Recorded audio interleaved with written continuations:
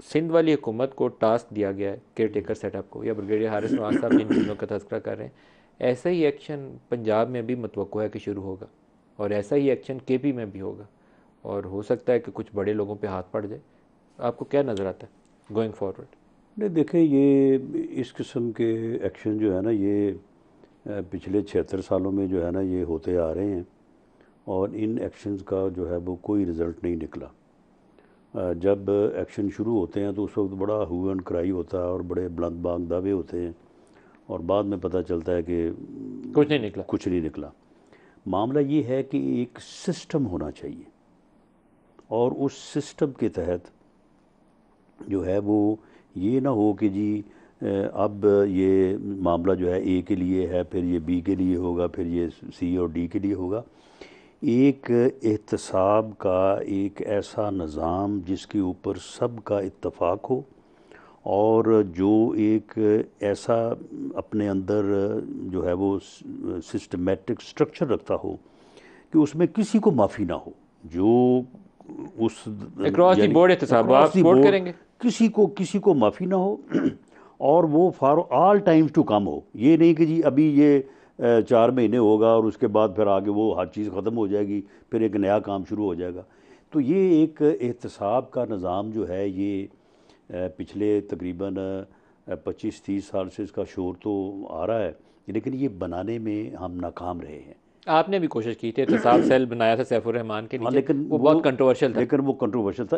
इसके ऊपर एक कंसेंसस होना चाहिए, और ये एक सिस्टम जो है ये बनना चाहिए, लेकिन वो सिस्टम अभी तक तो नहीं बन सका, सर कुछ चीज़ें और होने अगले जा दो रही तीन हैं, महीनों में तो नहीं बन सकता वो। कुछ चीज़ें होने जा रही हैं। एक तो आर्मी चीफ के डायरेक्टिव्स के नीचे ये केयर टेकर सेटअप्स जो हैं ये एक्ट करेंगे, नैब भी थोड़ी एक्टिविटी दिखाएगी। नैब लॉ के ऊपर सुप्रीम कोर्ट से हमारी तो कोई है, चीफ जस्टिस ने जो शॉर्ट एंड स्वीट ऑर्डर का जिक्र किया था कि कुछ आपकी की हुई अमेंडमेंट्स, सर्टन अमेंडमेंट्स, वो स्ट्राइक डाउन हो जाएंगी। ठीक है। तो ये चीज़ खाता खुलेगा आपका सुप्रीम कोर्ट, हो सकता है कल, नहीं उसमें कल देखिए, फ्राइडे नहीं है, हो सकता उस है कल आपका नहीं वो नैब वाला देखें दो उसमें दो नहीं ऑर्डर्स एक्सपेक्टेड है। देखें उसमें जो है ना ये खाता खोलने वाली बात। मामला ये है कि एहतसाब का अदारा मौजूद है, एहतसाब का कानून मौजूद है, उसमें अमेंडमेंट्स हुई हैं। हमारा ये मौक़िफ़ था कि ये कल है, इस मौक़िफ़ के ऊपर बाकी लोग भी जो है वो कायल थे, अमेंडमेंट्स हो गई। अब वो मामला सुप्रीम कोर्ट में है, सुप्रीम कोर्ट देख ले, अगर उनमें से कुछ चीज़ें वो समझते हैं कि ये दुरुस्त नहीं है तो ठीक है, उनको वो स्ट्राइक डाउन कर दें, बाद में आने वाली पार्लियामेंट जो है वो देख लेगी। जो कानून सामने आए, नैब का अदारा जो है एक यानी गैर जानबदार अदारे के तौर पे और एक एहतसाब के मुस्तनद अदारे के तौर पे वो अपना काम करे। वो जिसका खाता खुलता है वो खोले, जिसका नहीं खुलता वो ना खोले। कोई आज का हो, कोई कल का हो, कोई आने वाले कल का हो। इसमें जो है ना ये एक यानी स्पेसिफिक टारगेट, और एक जो है वो जिस तरह से जनरल मुशर्रफ साहब ने आगे शुरू किया था, जी मैं पेट चौक करूँगा तो मैं ये निकालूंगा, मैं वो, इस तरह से जो है ये मामला जो है उनका कोई रिज़ल्ट इससे पहले ना आया है ना आइंदा आएगा। लेकिन तासुर ये है कि कुछ बड़े लोगों पे हाथ डल सकता है, ये तासुर मौजूद है देखें बात सुप्रीम ये कोर्ट का फैसला आने नहीं के बाद। देखें बात ये केसेस है, रीओपन हो जाएंगे। देखिए मामला ये है कि अगर एहतसाब के अदारे और कानून के मुताबिक एक गैर जानबदाराना तरीके के साथ एहतसाब का अमल जो है वो आगे बढ़ता है, और उसमें अगर कोई आता है तो आने दें। आज कल जुमे वाले रोज़, क्योंकि next week chief justice of Pakistan का last week of in office होगा, उसके बाद जस्टिस काजी फ़ायज़ ईसा उनका चीफ जस्टिस ऑफ पाकिस्तान के तौर पर दौर शुरू हो जाएगा। तो काफ़ी कवी इम्कान है कि ऑडियो लीक्स के ऊपर भी और नैब तरामीम के ऊपर भी जो मामला सुप्रीम कोर्ट के सामने है उसके ऊपर भी दोनों पे कल फैसला सुनाया जा सकता है। नैब तरामीम में 3-4 तरामीम के मतलब एक तासुर है कि 500 मिलियन से कम की करप्शन नैब के परव्यू से निकाल दी गई थी। ये वाली amendment supreme court strike down कर सकती है। फिर फ्रॉड पब्लिक एंड लार्ज, उसकी डेफिनेशन चेंज की गई थी, उसको स्ट्राइक डाउन कर सकती है। और कुछ पर्सन स्पेसिफिक अमेंडमेंट्स अगर किसी नून लीग या पीपल्स पार्टी के बंदे को फ़ायदा देने के लिए बनाई गई थी तो उसको स्ट्राइक डाउन कर सकती है सुप्रीम कोर्ट। तो ये दोनों फैसले कल या अगले चंद रोज़ के अंदर ही मुतवक्को है। राना सनाउल्लाह साहब, पॉलिटिकल सिग्निफिकेंस बहुत ज़्यादा है, ऑडियो लीक्स की भी बहुत ज़्यादा है, वीडियो लीक्स की भी बड़ी है, क्योंकि एक ऐसा पैमाना होना चाहिए कि पता चले कि ये आवाज़ आई है तो उसकी फॉरेंसिक करवा के जाना जाए किसने रिकॉर्ड की, किस अथॉरिटी के तहत की। अगर इंटेलिजेंस एजेंसी किसी ने अपनी अथॉरिटी को वायलेट किया तो उस ऑफिशियल को आप पनिश करें, और अगर उसके नतीजे में कुछ ऐसे शवाहिद सामने आ रहे हैं तो उसका किसी कोर्ट ऑफ लॉ में इस्तेमाल कर सकते हैं कि नहीं, इसके ऊपर भी नहीं फैसला देखिए, करना। ये दोनों जो है ना डिफरेंट चीज़ें हैं।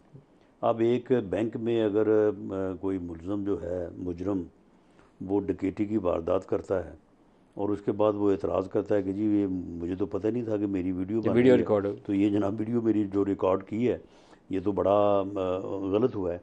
मामला ये है कि जो वीडियोस लीक हुई हैं, किसी ने अनअथोराइजली उनको टेप किया या रिकॉर्ड किया, वो एक अपनी जगह पे, अगर वो जुर्म है तो वो अपनी जगह पे चलना चाहिए। लेकिन जिनकी वीडियोस हैं, अगर उन्होंने वो गुफ्तगू की है और वो हकीकत है तो उसका तो हिसाब दें ना वो। अब ये जितनी वीडियोस लीक हुई हैं, किसी ने कहा है कि ये हम इसको चैलेंज करते हैं, ये हमारी आवाज़ नहीं है। आपने किसी की चीफ फॉरेंसिक करवाई? जस्टिस साहब के हवाले से जो वीडियो लीक्स हुई हैं, उसमें एक उनकी यानी मदर इन लॉ है और दूसरा एक वकील साहब भी जो बात कर रहे हैं, जो बात वो कर रहे हैं, एक दिन बाद वही फैसला नहीं हुआ सुप्रीम कोर्ट से।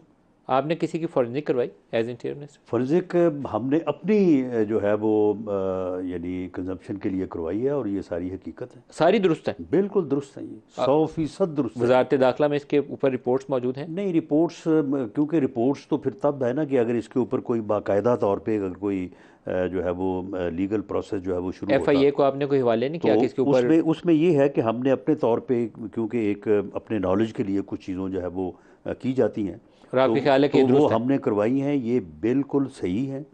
और ख़ुद इन्होंने चैलेंज नहीं किया। यानी सिटिंग जजेस के मुतल्लक जो है वो जो चीज़ें सामने आई हैं, आप मुझे बताएं कि उसके बाद फिर अदलिया का एहतराम जो है वो और उनके फैसलों का तकद्दुस जो है वो कहाँ पे रह जाता है वो। अच्छा, एक उनकी मदर इन लॉ के हवाले से थी, एक में वो किसी कोई ट्रक वाला मामला था जिसके ऊपर बाद में वो मरियम ने एक जलसे में वो ट्रक पकड़ लिया हाँ था, हाँ, वो ऑडियोज भी आपका ख्याल है कि दुरुस्त है? वो भी दुरुस्त है। फिर एक अपना तारक रहीम साहब और जी फॉर्मर चीफ जस्टिस साहब जी। गुफ्तगू कर रहे हैं। एक फिर तारक रहीम साहब और हमारे सिद्दीकी साहब जो एक जर्नलिस्ट के साथ है जर्नलिस्ट हैं, और और एक वो साहब के जो मिजाज साथ कह है। रहे हैं, जो कह रहे हैं कि ये फैसला होगा, वही फैसला होता है अगले दिन। आपके ख्याल में ये सारी ऑडियो दुरुस्त हैं? ये बिल्कुल दुरुस्त है। तो फिर सुप्रीम कोर्ट से कल क्या तवक्को रखते हैं? देखिए, सुप्रीम कोर्ट के फैसले जो हैं वो जिस तरह से ये तकरीबन पूरे एक साल में जिस तरह से फैसले सुप्रीम कोर्ट में हुए, जिस तरह की वहाँ पे तकसीम है, 8 लोग एक तरफ बैठे हैं, 7 लोग एक तरफ बैठे हैं, हम ख्याल जो है वो बेंचेस जो है वो बनाए गए हैं। और अब आप मुझे बताएं कि ये क्या हो रहा है। आज तक जिस्मानी रिमांड में जब मुलज़म जो है वो अंडर इन्वेस्टिगेशन हो, कभी किसी ने कहा है कि इसको जो है वो छोड़ दें और इसको जो है वो रिहा करके इसको घर छोड़ के हैं। हमारे ख़िलाफ़ नहीं, इन्होंने ऐसे केसेस बनाए जिनमें जो है वो कैपिटल पनिशमेंट थी। ने जब उस वक्त अदालतों से रजू किया, उन्होंने कहा कि भाई इन्वेस्टिगेशन में अदालत कैसे इंटरफेयर कर सकती है, इस स्टेज के ऊपर जो है वो किस तरह से जब वो बेल दी जा सकती है। जियो के जो प्रोपराइटर हैं मीर शकील रहमान साहब, उनका केस जो है वो 90 दिन चलता रहा कि जी उनको गलत गिरफ़्तार किया गया है, ये बड़ा जुल्म है, ये बड़ी ज़्यादती है।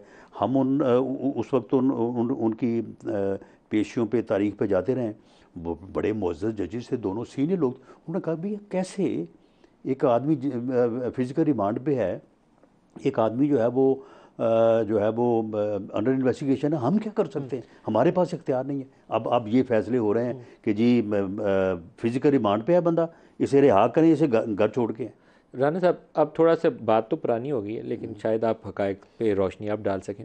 ऑडियो लीक्स, उस वक्त इमरान वज़ीर आज़म थे जब ऑडियो लीक्स हो रही थी, शहबाज साहब की शायद एक आध आई थी वज़ारत उज़्मा के इब्तदाई दिनों में, फिर कुछ लोग गिरफ्तार हो गए थे। वो कौन बंदा था? बाद में आइडेंटिफाई हो गया था। आइडेंटिफाई हो गए थे?